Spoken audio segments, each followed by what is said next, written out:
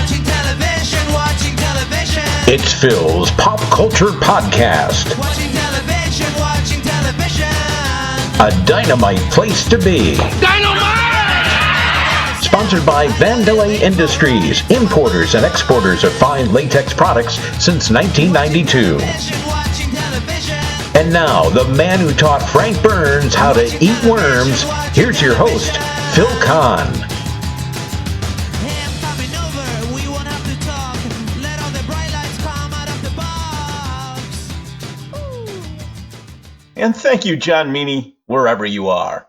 You know, it's funny, John. Today's guest graduated a year ahead of us from Saratoga Springs High School, and while you knew him at the time, I didn't. It wasn't until a few months ago at a book fair that I had a chance to meet author Kevin Wilson, and after some chatting, found out about our shared past. Kevin and I got to talking about his first book, a young adult historical fiction novel called Sully's Squad, about a 15-year-old young man from our hometown, Saratoga Springs, named Artie, who lied about his age to enlist in the Army to serve in the Sicilian campaign in World War II, and his squad leader, Sully, a character based on Kevin's real-life uncle, Salvador Sullivan Fringy. And we had such a nice chat, I just knew I had to invite him onto this show. What follows is our interesting and enlightening talk about how he came to write a book in honor of his late uncle and the painstaking labor of love it became. Hi, Kevin. Thanks so much for being on the program today. Well, thank you, Phil. It's a pleasure to be here. You know, it's funny. I went to the Chronicle Book Fair a couple of months ago now, and I visited a table, and an author friend of mine who also happens to be a former podcast guest, Joe DeBerry, was there, and we're yakking away. And there you were sharing a table with him, or we're at the next table over, and you're listening. And we got to talking and found out we went to high school together and didn't even know each other. You graduated a year before I did and played for the football team, and I did stats for the football team. I don't know how we didn't know each other, but I thought that was kind of ironic, didn't you?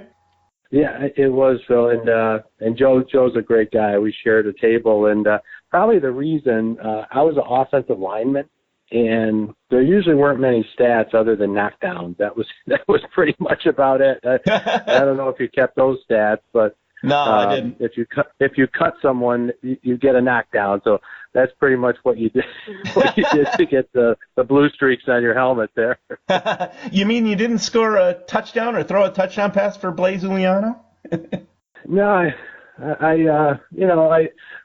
I sometimes said, hey, if we're playing Hudson Falls or someone where we had actually played well against them, can you switch us around a little bit? But he didn't go for that. And I played baseball too. We senior year we had didn't have a great team, but junior year we had a very good team. So it was so funny to cross paths, and we really had a great experience at Saratoga High. And in fact, I knew another one of your friends, John Meany. And, oh, yes. John's been great. So it's a byproduct of all this. It's kind of, meeting and connecting with people who, you never met, or you were could have been in the same halls with and didn't talk to at the time, or who you met, and it's been a while, and it's been great to rekindle relationships. Absolutely. No, I'm so glad that we connected. And it's funny you mentioned John Meany. I'm not sure if you're aware, but he's the announcer for this show, and we go way back. He's my best friend. We used to be roommates. So, yeah, it's funny how the world is connected. It is. I think one of the ways we figured out where you both, you're originally from Granville, but you graduated from Saratoga High School. I think the way we may have figured out we both were Saratoga graduates is that the book you wrote, and that's why I'm having you on, is to talk about your first book, Sully's Squad, and we'll get into that in a minute.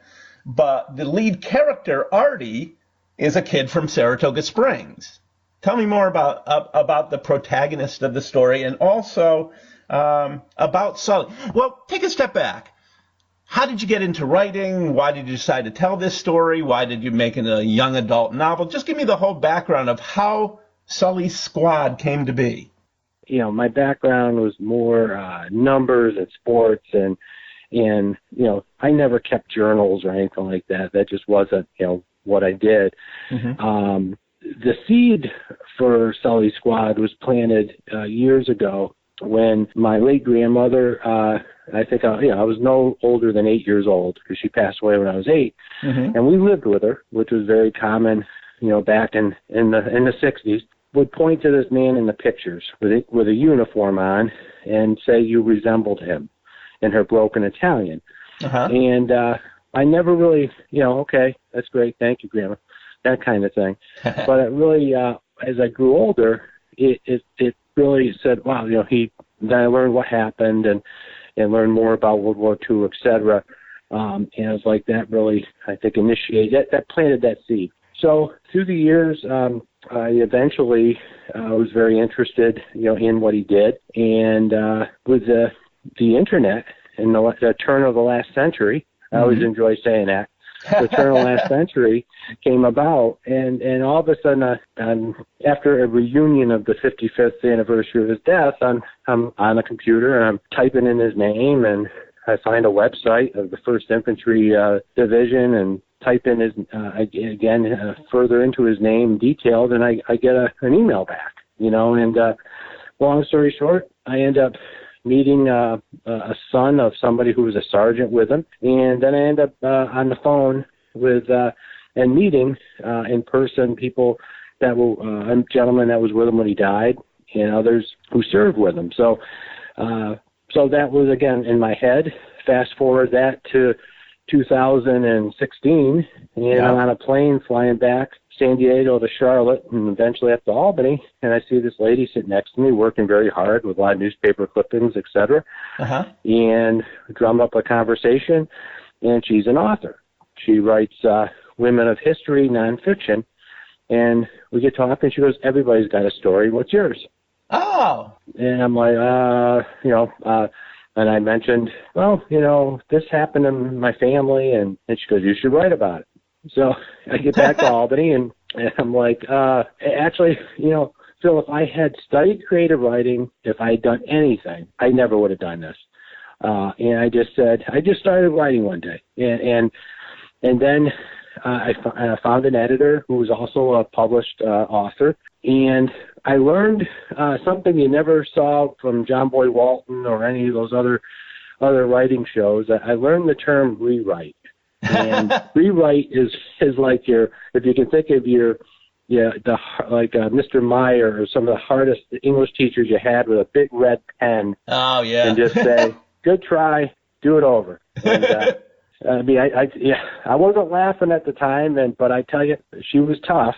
And writing, it created a lot of thick skin that you have to have and being humble. And one thing led to another, and she's like, you're really trying to send a message here. You should consider young adult. I go, what's that? I was a babe in the woods. I knew nothing. And then she told me what it was, and I said, oh, okay, that's fine. And so, well, you would, it's best to narrate, take the reader through. I said, okay. Well, I lived in Greenville and I lived in Saratoga. So I can't have two characters from Granville, so I'll have obviously my uncle's character, and I'll have the main character be from Saratoga. And that's a long-winded answer of how I got to Artie. Well, it was a long-winded question, and I asked you it was like a 17-part question, so I'd expect no shorter answer. You mentioned Artie is from Saratoga Springs.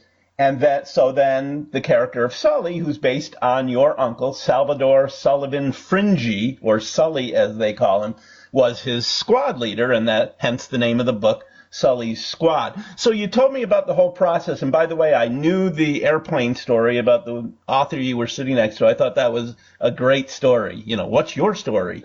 How long did that whole process take of writing and rewriting until you finally finished it? I've not yet. I've not quit my day job, so that's and I would recommend that to anybody who does this. It took, I would say, 18 months to I'll say 24 months to write it. between the back and forth, like you said.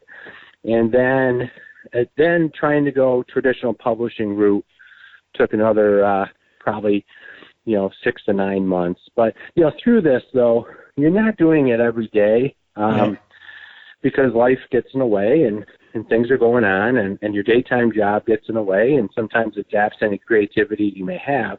Yep. So it takes a while, and I didn't have any expectations because I really didn't know. So it took a while. So, but when it's all said and done, and you have the finished manuscript, it's kind of a weird feeling because you're proud, but you're like, okay, it's just a bunch of papers. Now what do I do with it? Right, sure. And that's the second part of the process. It's one thing to write it. Then the second part is, okay, will anybody like what I wrote? Right. I just got a pile of paper and an office full of rewrites. This people better like it. This better sell. I didn't want to waste 3 years of my life for nothing. I know. Now, we obviously want to get folks that are listening interested in the book. Why don't you give us just a thumbnail without giving too much away? Obviously, you don't want to give away the punchline. Give people a little background about the story, what happens, and then I do want to get in a little bit about not only the role that Sully plays in the book, but the real Sully, if you've got some anecdotes to share there. And I know he unfortunately passed away, and you'll share that story down below. But let's start off with a little background on the book. Well, once it was like, okay, write a young adult. It seems like young adult historical fiction would be the best way. Mm-hmm. I also had another caveat in that, I would see my son playing video games, and my daughter was older, but she wasn't so much into video games. So I would say, okay, you're playing Tour of Duty or whatever. I want you never to forget that that's a game. When somebody's shot, to get right up and they start over another game. So I would have documentaries or something like that on, and kind of point out that some of these guys right there are just a few years older than you. And again, I chose World War II, Phil, but you could choose any war. You could choose, World War I, Korea, Vietnam, current Afghan, Iraq. It's just I chose World War II to get that, and the Sicilian campaign in this book to get the same message across. And it's not a pro-war, it's not anti-war. It's just using the war as a background, as an environment where Artie comes of age.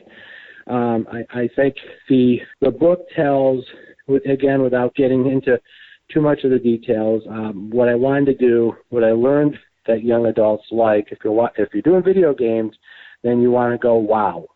You want to get bam right into the action. Sure. It's not like a 500-page book and describing feelings and stuff like that. I mean, you're describing feelings, but you're describing feelings as bombs are going off, machine guns are going, that kind of thing.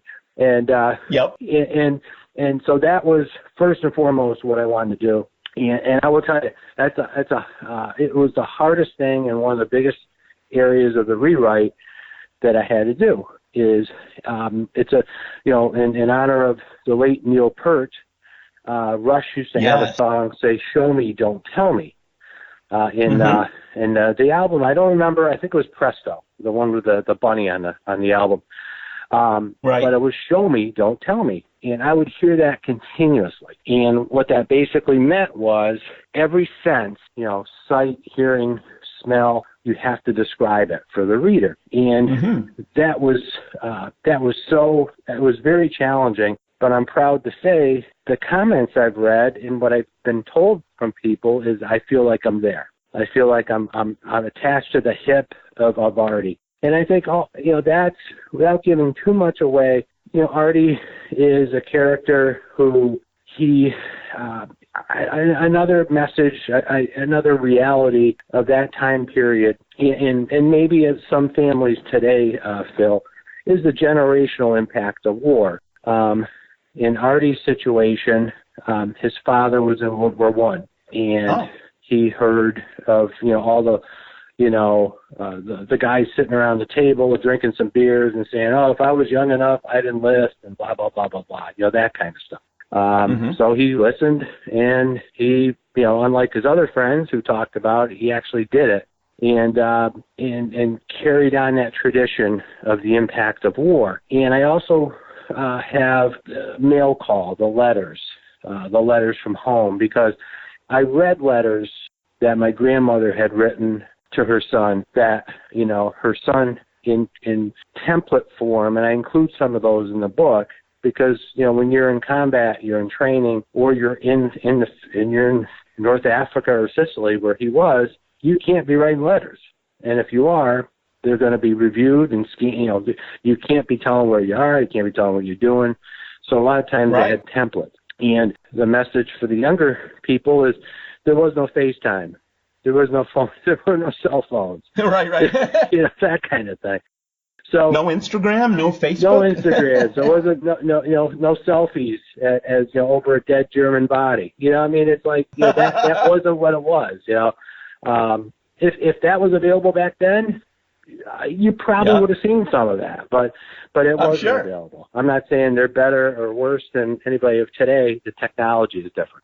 So it takes you through and the trials and tribulations, but also through there's a young lady. The other thing I'm proud of is there's believable characters in the book, because it's a squad, and a squad typically is 12 or less, and there's believable characters and somewhat diversified, in the sense of Hawaiian to former German, former Poland, Irish, Italian, the mixture of the great country we have is just the mixture of the diverse people we have into one squad.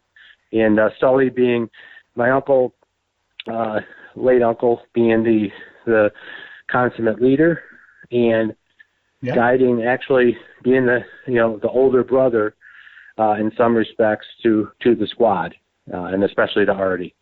What a cool way to honor your uncle and to put him into this book. That must have been such a cool process. And why don't you tell the listeners, I know you never had a chance to meet him, but you've heard stories. Tell the world about Salvador Sullivan Fringy. His father passed away. His father was a World War I. It was his father and mother came over from Naples area and arrived. They were unmarried at the time, and they arrived at different times. But they arrived in Ellis Island and came up to Granville, New York, because his father, John Fringy, must have been a Mason or some type in Italy, because a lot of Italians ended up, along with Welsh and other nationalities, coming up to Granville and work in the quarries. And his father ended up, passing away when he was just about 16, 17 years old. And he had 4 other brothers and sisters, of which my mother wasn't yet born. She was born. My grandmother remarried, and then my mother was born, and that's how I'm related. And Gotcha. So from there, he ended up. He didn't. He graduated from high school. He played football. He played sports, but he also would work, because he was basically the man of the family, back then, until my grandmother remarried. And then he wanted to, like a lot of guys, there wasn't the option of college. College wasn't considered a right. There were no loans and things of that nature. So he ended up enlisting in the Army, and like many guys and from small towns, trying to see the rest of the world. And one other thing I'll mention, Phil, is in talking to men that knew him, he was due to be discharged December 8th, 1941. And it's always a little irony in that, because the day earlier, the Japanese pretty much changed his plans. And again, he was ready to leave the Army at that time, and obviously with his background, and he would have been back in right away anyway. You were telling me that he was the first person from Granville who passed away in the war. And I also heard one of your other podcast interviews with the legendary Bob Cudmore, who said one of the guys you met, you alluded to the fact that you actually had a chance to talk to some people that knew Sully, said to you, gee, you probably want to know how Sully died. Why don't you tell the audience that story? Well, it was Thanksgiving 1998, and I remember, my aunt and uncle were there, and my aunt, who's still alive today, she's 95, and she was one of his younger sisters, and she mentioned this gentleman's name, and I said, "Oh, is he the father of this other gentleman who I knew? They're the Whites from Hudson Falls."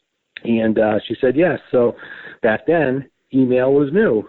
So I knew the son, so I emailed him and said, this is going to sound a little weird, but I believe your father was with my late uncle when he was killed.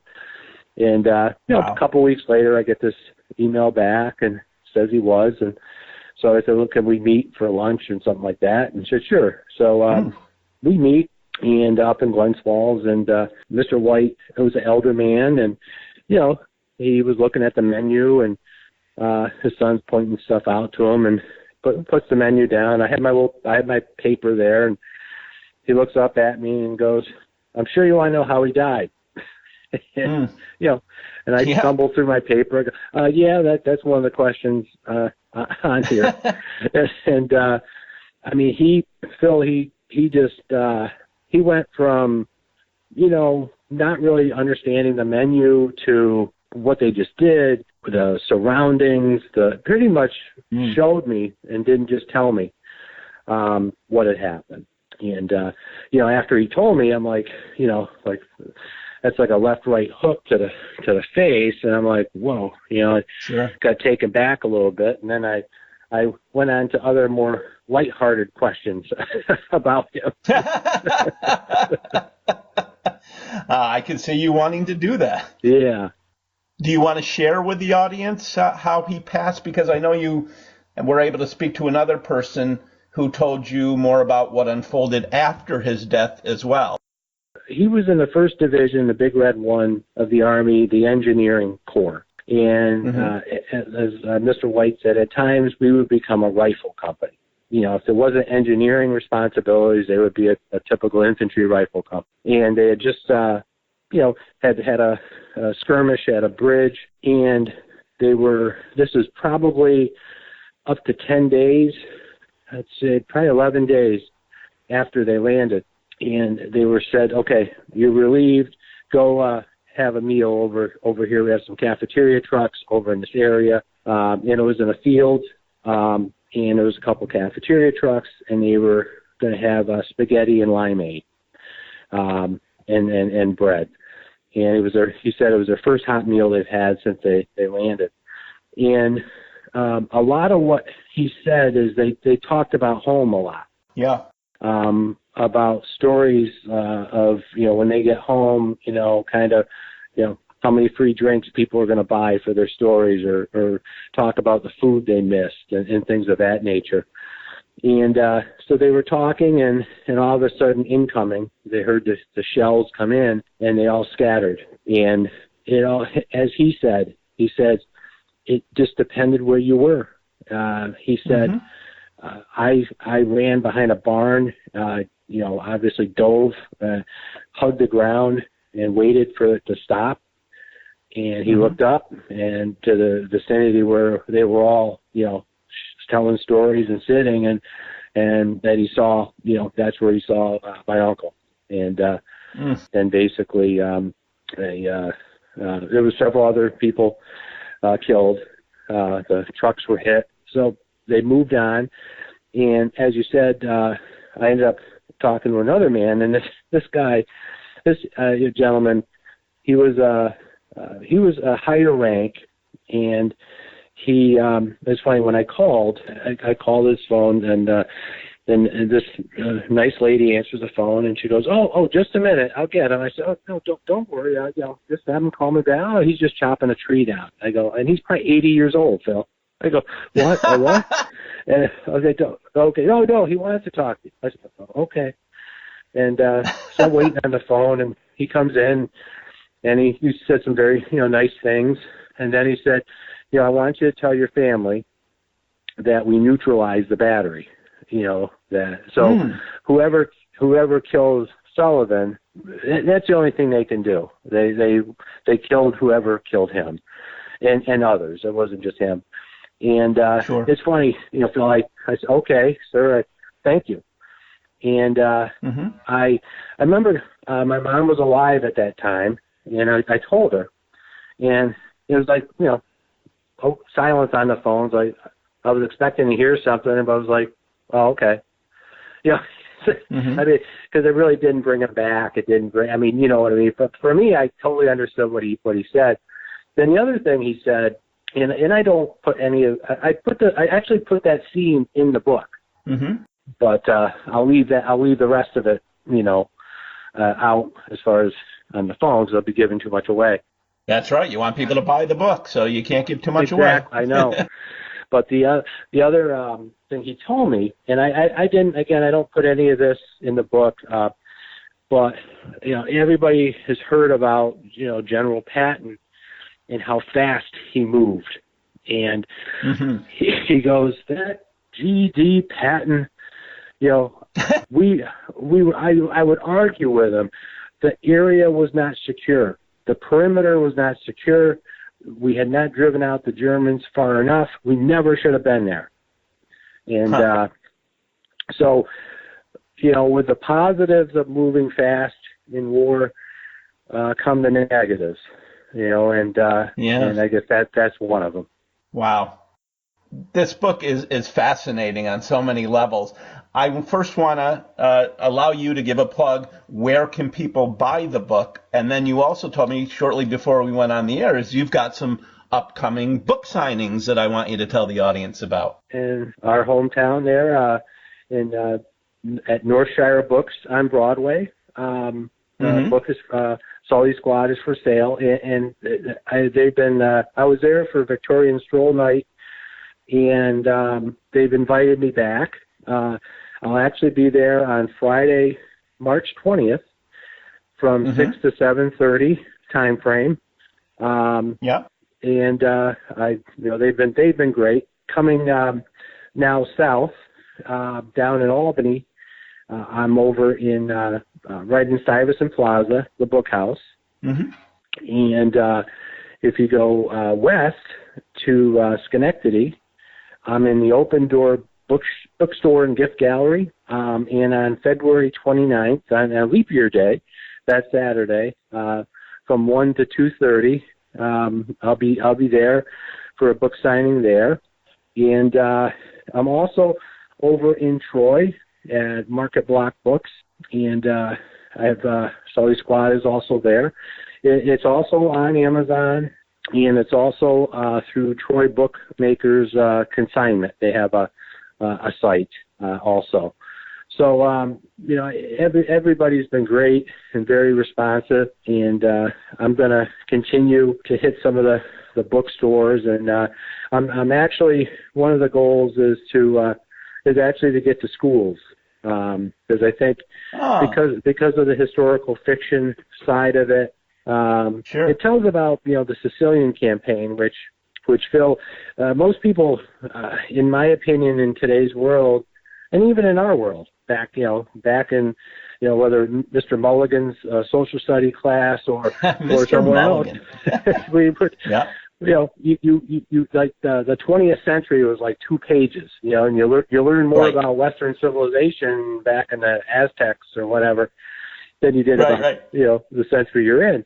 So I'm sure that's how it is today.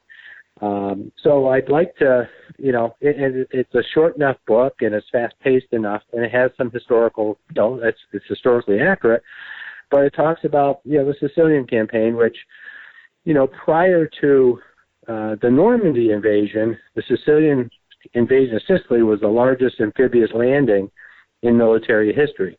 And people, don't even know that. And I didn't know that. They learned a lot from it, and actually, so they landed, in a gale storm, much like, the weather with the Normandy invasion was iffy, and they kept delaying. And I think that was one of the reasons they didn't want to replicate what they did in Sicily, because it obviously made things very difficult to land. And but that's also I think another reason to kind of have it made in the schools, and also it's about a young adult, and maybe some of the kids can relate to some of the characters. I would think they would. Now, I may have this incorrect, but then again, I might be correct. Is this book the first in a series? Are you writing more books? And yes, my goal would be a series. I'm working on a second book. I will tell you though, in trying to, trying to promote this one, and then also with the daytime job, I have my moments where it may be like a week before I even go back to, the story. But yes, right. I would like to continue. It, in a series, and that is the goal right now. Understood. So we can expect it in another 10 to 12 years? Yeah, I was going to say it's going to be. I'm hoping it's not. I'm hoping it's not as long, but it's not going to be around the corner because, there's it's just trying to.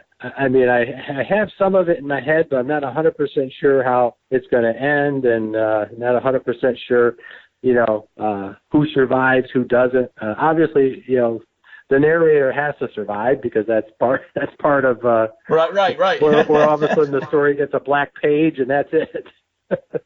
Right.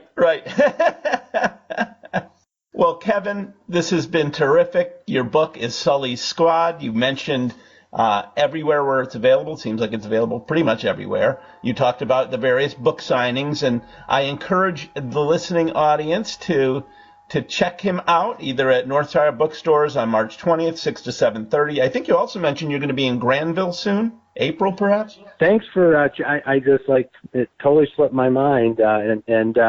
It's actually what's interesting is it's Pember Library. It's their library.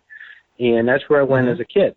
And I'd hop on my bike and go up. It's 1 block away from where I lived. And yes, it's going to be Wednesday, April 22nd from 6 to 7. That'll probably be more of a, like the historical discussion of the time period, maybe a little bit about the book. Then a couple friends of mine who still live in the area, we're going to have an impromptu book signing at the Quarry Bar. So after cool. 7 o'clock or 7:15. Very cool. Oh, that is so great. It sounds like you're having a blast. I know it was a painstaking effort to do the research and put the book together, and I'm sure it's just as crazy promoting it and going to all the book signings and book fairs and so on and so forth while you still have a full-time job. But it sounds like it's been well worth the effort. I think it's been a lot of fun for you. Am I correct, Kevin?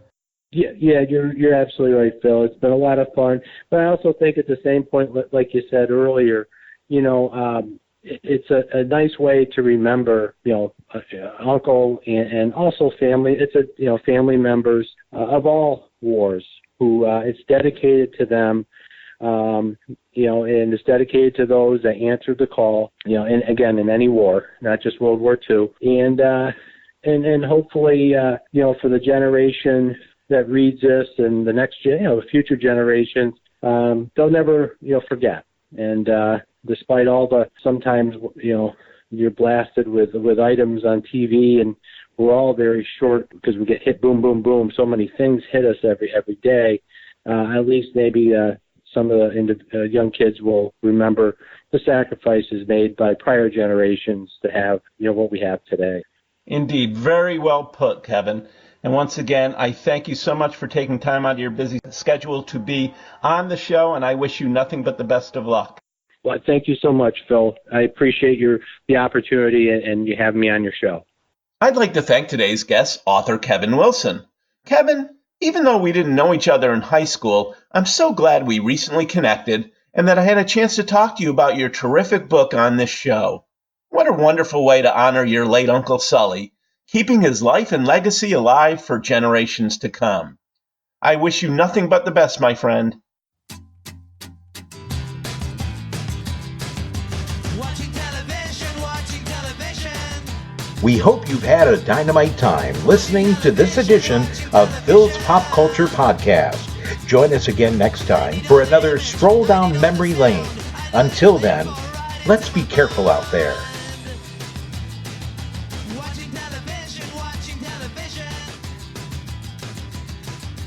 Watching television, watching television.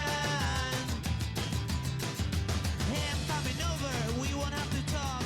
Let all the bright lights come out of the box. Ooh. Watching television, watching television.